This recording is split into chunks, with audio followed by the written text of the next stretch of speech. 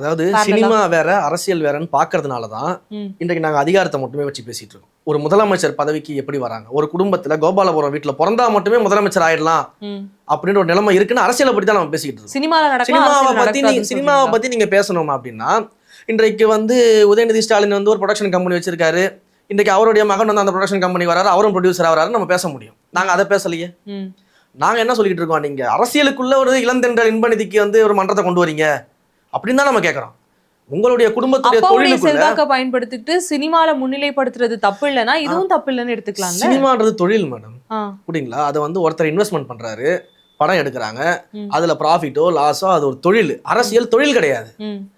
அதை நம்ம முதல்ல புரிஞ்சுக்கணும். நீங்க பண்ற திட்டங்கள் எல்லாமே உங்களுடைய காசு கிடையாது.